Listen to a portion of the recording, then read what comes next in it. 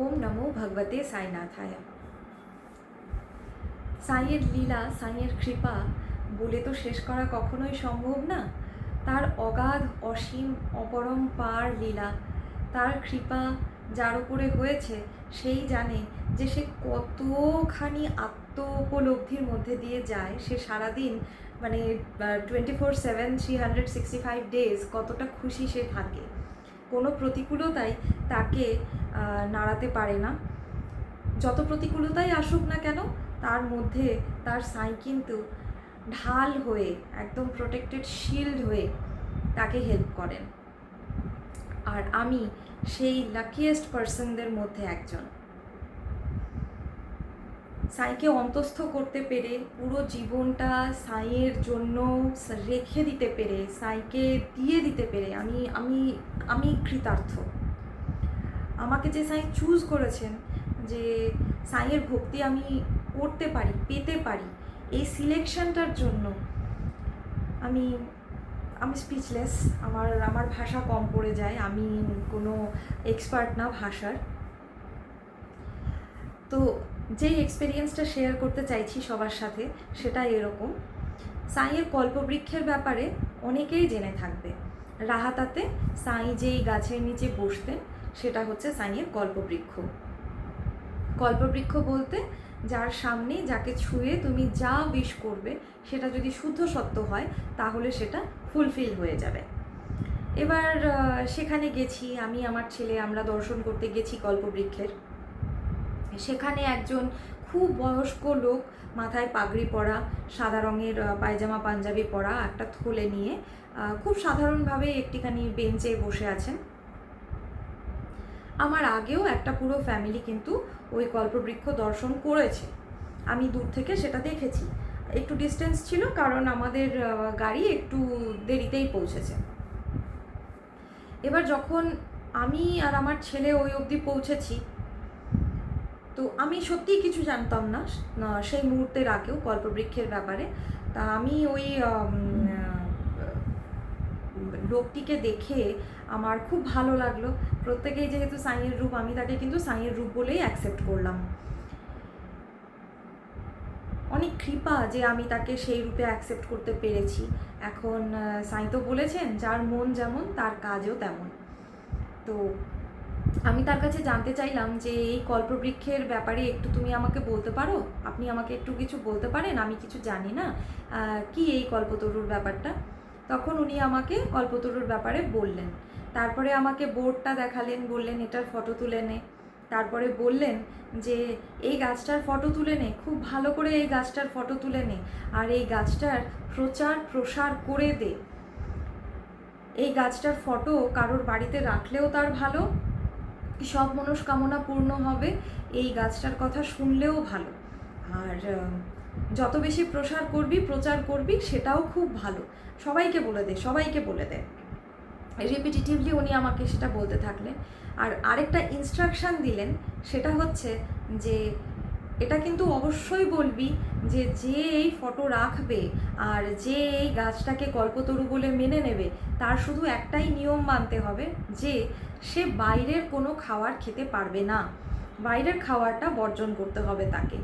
এই গাছটার এই একটাই মানে নিয়ম কল্পতরুর মনোবাঞ্ছা পূর্ণ করার, যে বাইরের খাবার খাওয়া যাবে না।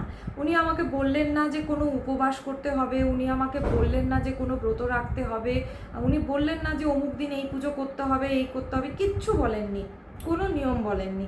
শুধু বললেন বাইরের খাবার কিন্তু খাওয়া যাবে না, সেটা মাথায় রাখবি। উনি আমাকে বললেন 2 হাত দিয়ে গাছটাকে ভালো করে ধর। কিভাবে ধরতে হবে, এইভাবে নাকি গাছটাকে টাচ করতে হবে, সেটা উনি আমাকে দেখালেন। উনি আমাকে বললেন এভাবে গাছটাকে ধরে তারপরে মাথাটা রাখ, তোর ফোরহেডটা রাখ গাছটার মধ্যে। এবার যেটা তোর উইশ সেটা তুই বল। আর অবশ্যই মনে রাখবি বাইরের খাবার কিন্তু খাবি না, বাইরের খাবার কিন্তু খাবি না। আমি এতটাই টাচড হলাম না, এতটাই আমি টাচড হলাম যে এই যে ইনস্ট্রাকশন, এটাও তো ডিভাইন, অন্য কোনো ইনস্ট্রাকশন না, খুব সহজ সরল একটা ইনস্ট্রাকশন। কিন্তু আজকের এই মডার্ন সোসাইটিতে আমাদেরকে হয়তো বাইরের খাবারই সবচেয়ে বেশি খেতে হয়, আর এই একটা নিয়ম মানাই হয়তো খুব বেশি টাফ আজকের যুগে আমাদের কাছে।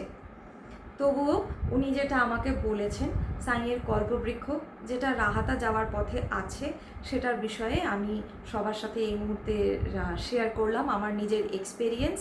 আর কোনো একটি ভিডিওতে আমি চেষ্টা করব সেই কল্পবৃক্ষের ফটো এডিট করে দেবার। হয়তো সেটা শর্টসে আসবে, আমি তো ভালো করে এডিটিং জানি না, নইলে আমি এই ভিডিওটাতেই দিয়ে দিতাম। গুগলে সার্চ করলেও সাইয়ের কল্পবৃক্ষ বলে চলে কিন্তু আসবে।